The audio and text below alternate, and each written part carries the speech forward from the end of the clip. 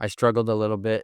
It took me longer to get promoted just due to not the greatest behavior and stuff like that, which I'm not proud of, but I was a little resentful at first, but like I said, I can't be upset with how things turned out. I'm a successful business owner now, and I did not come out of the Army with the entrepreneurial spark. I didn't know what I wanted to do. I didn't feel like I had great guidance coming out of the military as far as hey, this is a good career path for somebody who did what you did in the Army.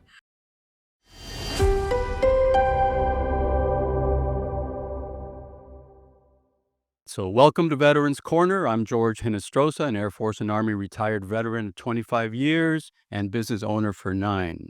Here on the show, we explore how military experience transforms into business success.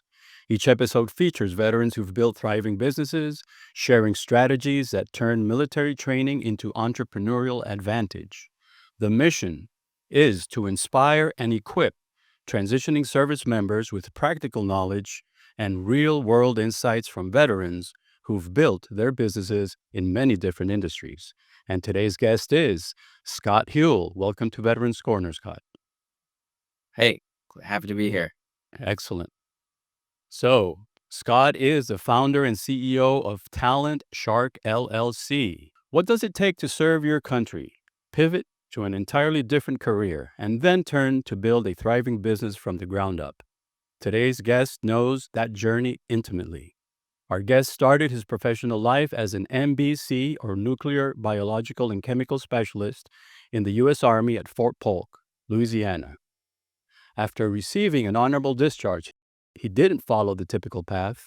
Instead, he spent 8 years behind the wheel of a CDLA truck driver, that's commercial driver's license, crisscrossing Massachusetts and learning what it means to work hard, stay determined, and never quit. But the road wasn't his final destination. In 2006, he shifted gears, again entering the world of technical recruitment and account management, and he never looked back. Over the next 15 years, he climbed from recruiter to account manager, managing relationships with over 100 hiring managers nationwide, leading teams, and mastering the full recruiting lifecycle. In August 2022, he took the ultimate leap, founding Talent Shark, a veteran-owned direct hire staffing agency that specializes in military and aviation talent. With a promise to be enthusiastic, passionate, and determined, he's built a business that treats candidates like people, not resumes. Again, Scott, welcome to the show.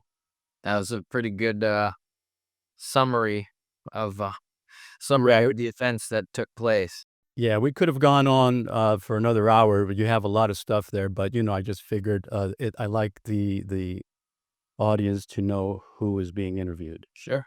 So, Scott, so before we get started, man, again, you've been through, your experience is unique as all the guests are. And tell us a little bit, and I like to start off with this.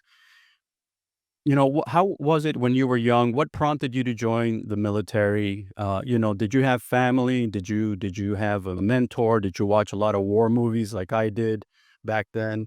Yeah, one of my favorite movies was Forrest Gump, actually. But I know that's a weird one, but No, it's a good one. it's a great movie. But yeah, so my dad, he's a veteran. He was in the Air Force, and then he did some time in the Army.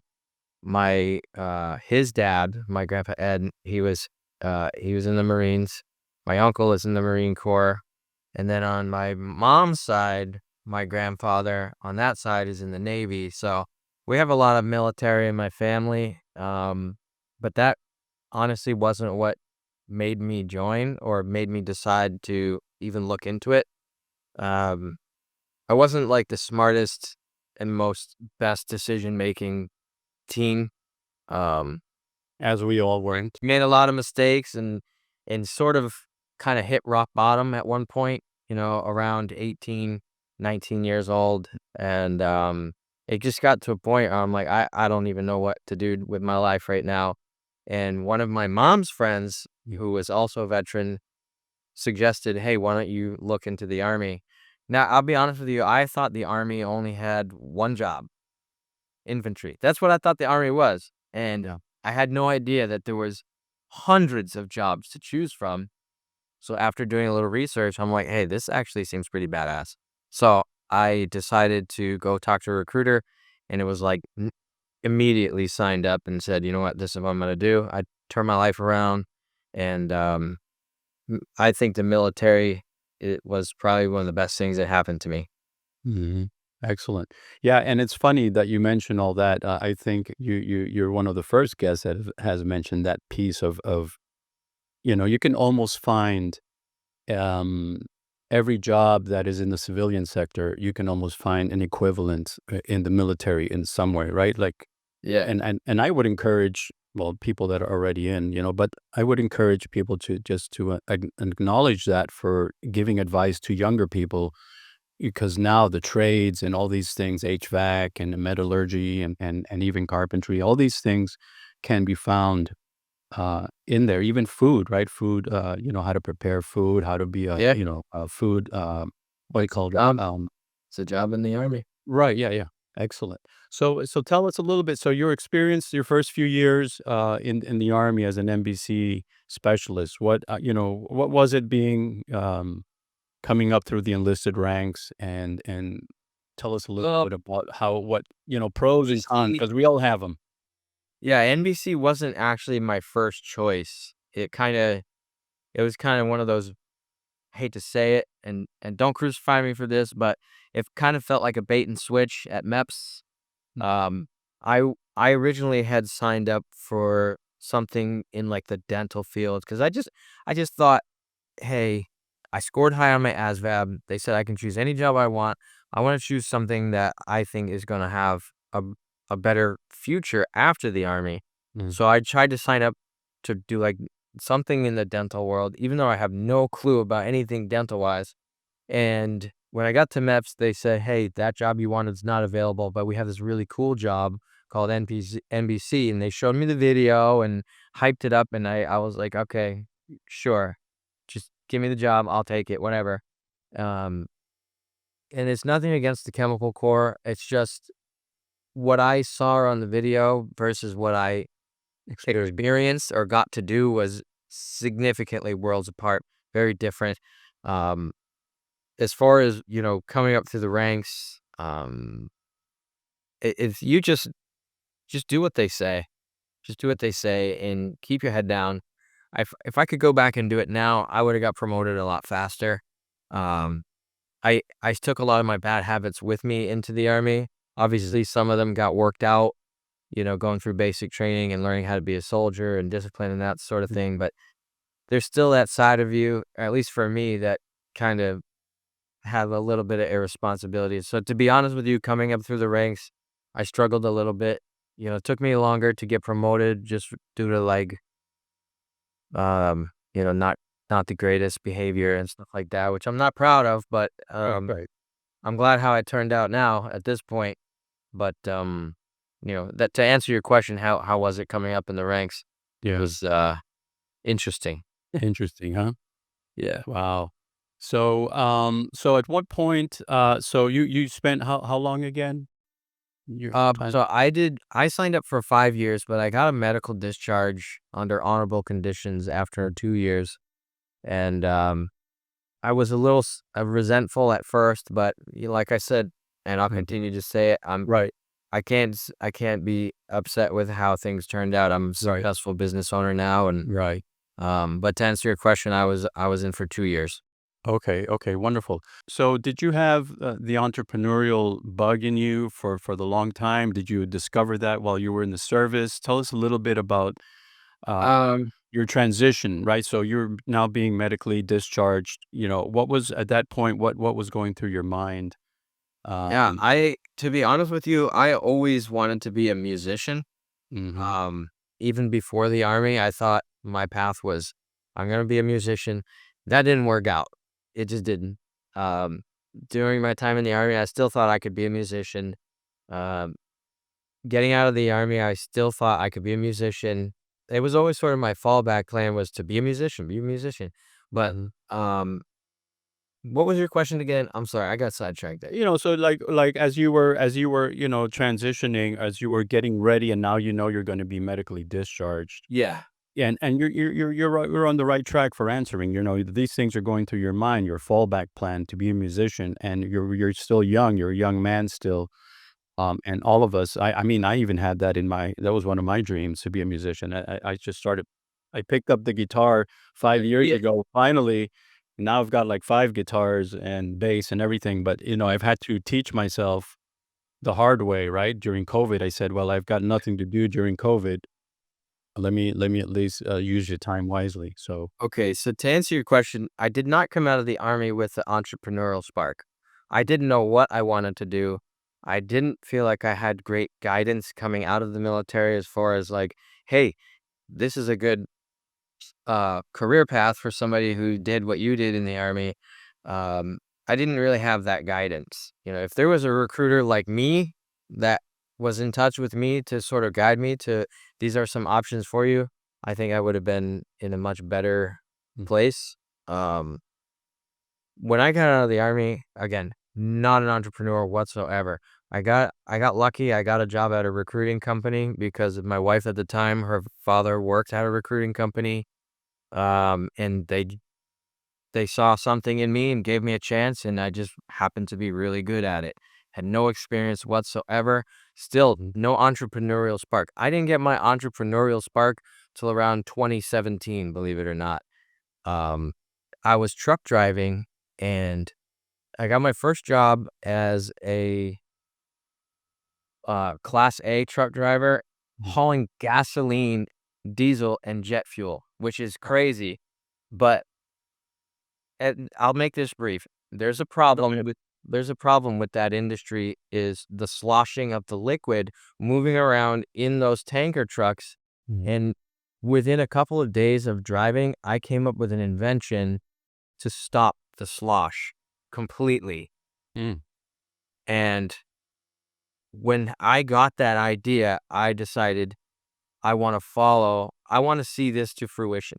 That didn't come to fruition, but it ignited something inside of me to say, I know that I can be great. Um, I just need to find out what my path is to become great. Uh, after truck driving, I got back into recruiting because I did take a break from recruiting for like 8 years. I got out of the Army, recruited, started truck driving, and then got back into recruiting. The second time I got back into recruiting, I went from like 0 to 100 quick. Like Mm. everything came right back to me, and I started realizing that the companies I was working for were sort of like limiting my growth, you know? Mm. And that spark, knowing I have something great inside of me, at one point just decided, you know what, if this job doesn't work out, I'm just going to go into business for myself. And that day came, um, and I said, you know what, it's time. I got a severance package, which floated me while I figured out what the heck to do, Mm. and just made it happen, you know? Okay. So, That's the so condensed version of the journey. no, that's great. Yeah. So after the recruiting, the second time recruiting, you went right into starting your business? Well, so I got back into recruiting in 2018, and I started my business in 2022. Okay. So the skills that I learned, So during uh, COVID, pretty much. yeah, so I recruited for 3 years right when I got out of the Army, Mm-hmm. and then truck drive for like 8 to 10 years, and then got back into recruiting in 2018, and I'm still recruiting now. Um, and yeah, during that time, I learned enough about the recruiting business Mm. to know how to navigate, how to build relationships. Mm. My recruiting style is different from everybody else. There's always the basics. You have a job, you need to fill it, find the people. I understand that. But there's other layers of recruiting that, you know, other recruiters might not peel away those layers to find the real deep stuff. And that's where Let's talk about a little bit about what you do and what you can do for veterans. okay. And before we just get into that, I want to ask you one question. Yeah. How important is networking in your point of view? Networking in general, right? Whether it be personal networking or business networking or a combination of the two. Where is that on the scale of importance in your For life? my business, Um, it's maybe in the middle. I'll be honest, I don't go to a lot of networking events where you're mingling with other businesses because being in the aviation sector, it's it's pretty specific. My bread and butter is medium size corporate aircraft companies that need aircraft mechanics. There is groups like NBAA, National Business Aviation Association, which I'm part of, that do host events where you get a chance to be face to face with my target audience that I like to go after. And those events, absolutely, those are paramount. Those are So those are networking in a sense, in-person networking. right? That's 100% where I thrive. But as far as local in the community, like I am connected to chambers of commerce here in town, but those networking events don't usually net me new business. I attend them here and there, but they haven't really netted me new business. Because of your niche, because of your niche. They're Now not that important to me. yeah, right.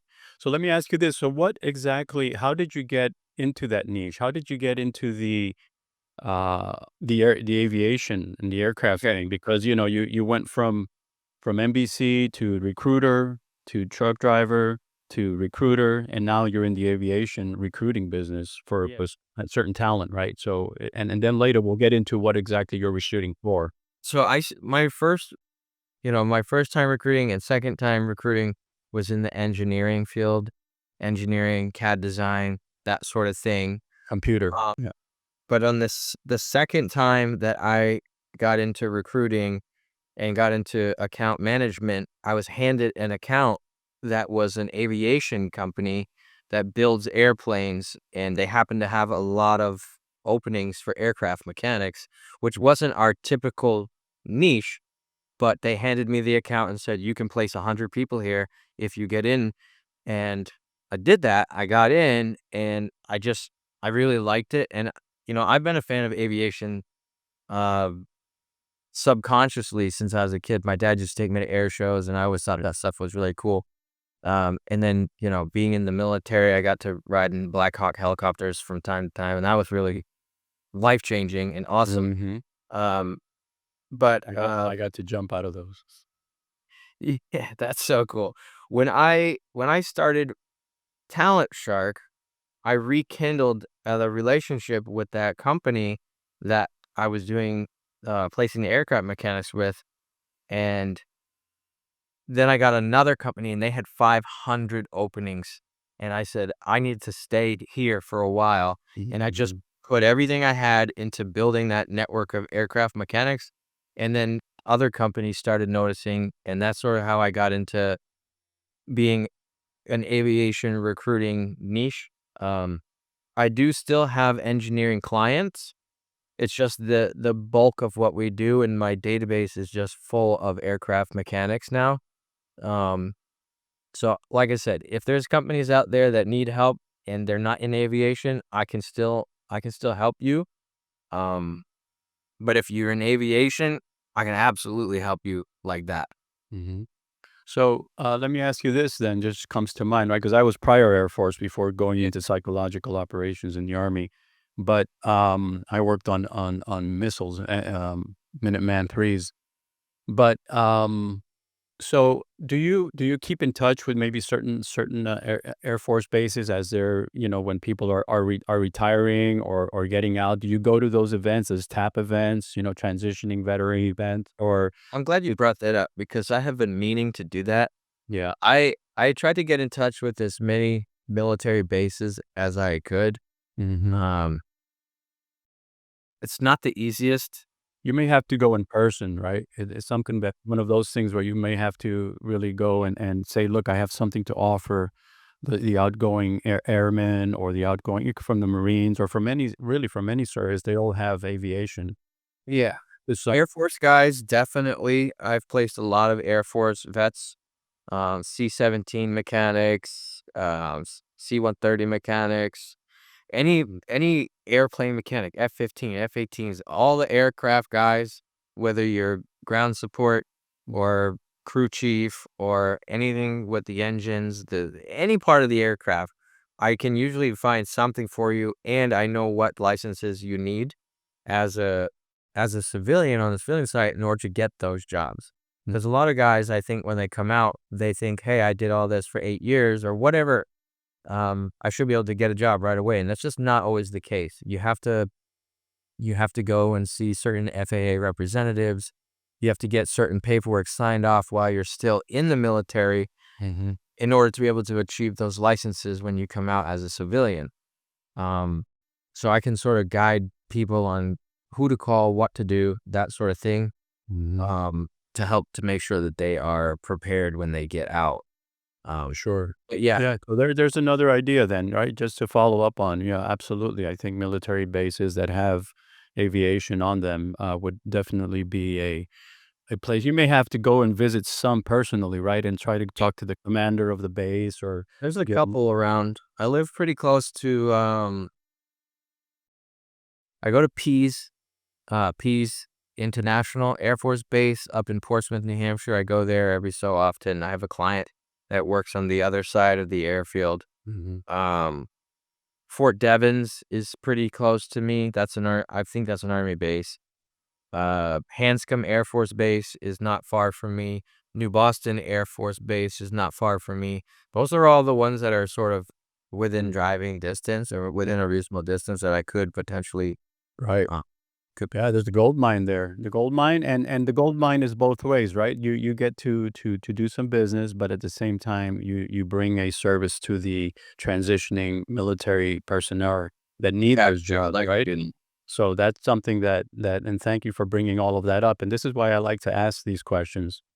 Because, this is the whole point of the show is to help transitioning service members, right? And to connect them with the right people who they need to talk to. And as you mentioned, a lot of these things have to be done before they get out to facilitate those licenses. Yeah, I've talked to so many vets that have been out for even just like a couple of months, and it's like they feel like they can't go back, Mm-hmm. right? Like I can't go back to the where I was to go get my sign-offs. Like I live in Georgia now, and I was in North Carolina or wherever it may be. Mm-hmm. You have to do it while you're still in. There's so many things that are important, and I don't want to bash on the military branches, but I do feel comfortable to say I think we need to do better for our transitioning service members. I wish there was a way to spread the word to those branches that you need to do better for the men and women who are coming out. There, I lived through it. I don't know what your experience was like when you transitioned out, but my experience was like, here's a room full of computers. This is where you are for the week. Make a resume and apply for jobs. Like, I don't even know what a resume is. Right. Very little guidance. Right. I had no connections to any recruiters. I didn't even know what a recruiter was other than the guy who got me into the Army. Right. Right. So, I wish there was a way to get the word out to the branches that we need to do better. Well, that's what our job is as veterans, right? So as veterans and you now in such a great position to help transitioning service members, my job here, giving back to the community, apart from what I do for my business, is I do this podcast and the podcast with the hopes that whoever listens will get that little nugget, right? If just, let's say 100 people listen to this and 100 people understand that, hey, look, I'm in that aviation field. I need to get a hold of Scott at Talent Shark, right? And I need to get with him and know what needs to be done. So there's, both sides are going to win. I win, you win, they win. Everyone is, and this is what we're trying to do, right? As veterans, we all need to unite and put our voice out together because no one is going to do it for us. Yeah. Right. So Scott, so now you are doing this for how many years and what are you looking forward to and how do you see the future of the recruiting industry for what you're doing? How do you see it and where do you see it going for the listeners? Well, I have been doing this for about 13 years now. Um, how do I see it going? I see Talent Shark doing very well. We actually just got an award for the 2025 I'll show you. 2025 Veteran Business of the Year Award from the Better Business Bureau. Congratulations. That last night. Thank you very much. So I see our future being very bright. But as far as the recruiting industry, I don't think it's going anywhere.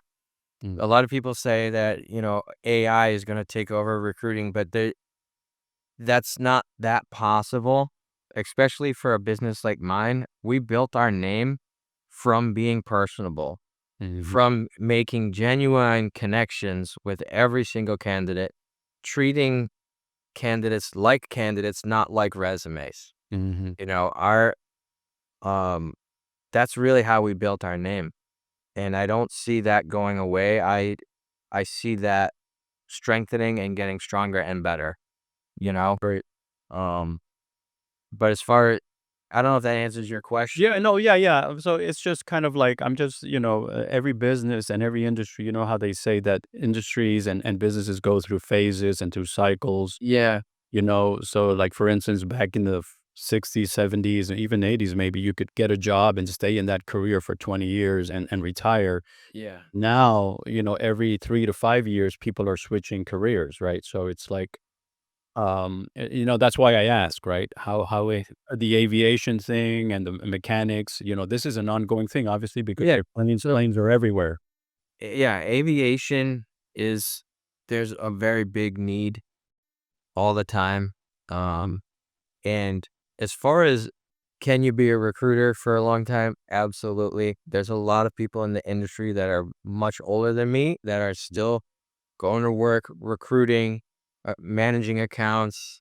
It's not taxing on the body. Right. It's not like, I can't wrench anymore because my fingers are messed up. Like, I'm sitting at a desk. As long as I can use my brain and be personable and have genuine conversations with people, I can do this until I die. Hopefully that's not the case. I'd like to retire someday, but So Scott, let's go into a little bit of your personal life. So you said you were married back when you were in the military, and are you still married or? I am now. Yes, I'm remarried. Okay. I have 3 children, and they're all happy, healthy, wonderful people. How do you balance work, life? What centers Scott? How do you center your life? Do you take some time off every day just to refocus yourself? Do you,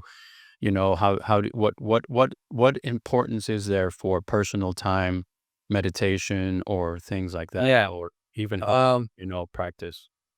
Well, I will say, separating work and home is a little challenging as the business owner. If I get a call from a candidate, say at 6 o'clock at night, I'm going to take the call because that might lead me to the next placement. And in the direct hire recruiting world, we live off of commission, not off weekly. There's no weekly income. So Right. it is difficult sometimes to separate work time from home time. And to make it even more challenging, I have a home office where I do most of my work. It helps me cut down on gas. I have no commute, Right. but it's distracting. It is distracting. So it takes a lot of discipline to really sit down, focus, and put the blinders on to really commit to certain times per day of not getting distracted, making sure you're getting your work done. But on the flip side, as a self-employed veteran, I do get to spend as much time as I want with my family when the kids are home from school, whatever, which has been more than I could ever be happy about. You know, Having my own schedule, making great money enough to where we can take vacation and I'm not worried about who's clocking in, clocking out. Like, none of that matters at all to me. What matters is the happiness of myself and my family. Right, right.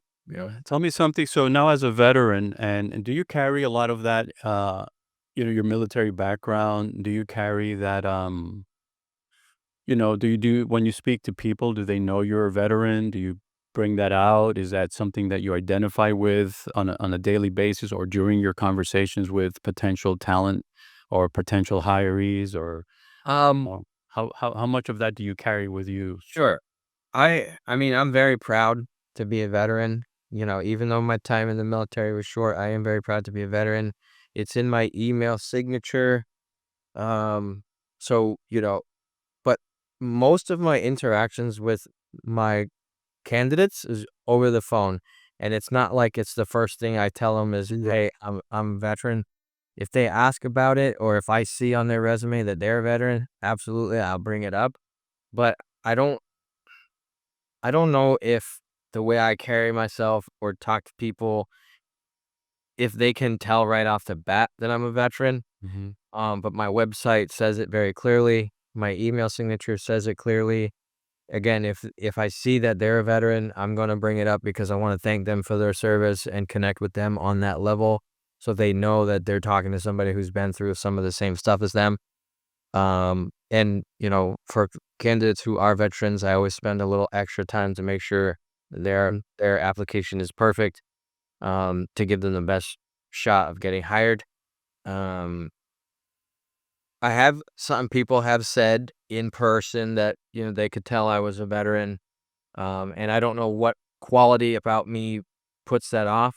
For the past like 11, 12 years, I had a shaved bald head, and maybe it looked more military, but now I have like this high and tight, so maybe now I look more military. I don't know, man. Yeah. You still look military, right? Look like I'm not really sure. I mean, I think of myself as kind of goofy and silly, and not a lot of military guys are probably. It's probably not the two main attributes that would make somebody seem like a veteran, but I'm pretty silly and goofy. Yeah. Um, when I'm not when Yeah. I'm not Well, like that's the beauty of the service, right? The beauty of the service is that, there are the alpha males, right? But there's everything. We discussed this at the beginning of the show, right? Of the episode. We discussed that there's almost a job in the military, there's an equivalent job almost, to everything that is outside in the civilian world. Um, so you don't, looking the part or whatever, sometimes people have a preconceived notion of things, but I think that you do. And just demeanors, maybe just the way, seriousness, focus, there are things that people pick up on that not everyone carries, right? And those are things that are just kind of they emanate from an individual. It's not so much that, oh, they look like that, because anyone can go get a crew cut, right? So um, Good point. Yeah. yeah, so yeah. So, no, so again, so as we reach the 30-minute mark here, I like to keep things, a little bit concise. Is if you had to right now as a recruiter, as a veteran, as having the life experience that you have as a husband, if you were in a room with let's say 50 people that are getting out, um of the service, what are some of the tidbits that you might want to share maybe for a couple of minutes with people, with transitioning service members? What advice now in hindsight can you say, hey, at least do this or at least do that? Yeah.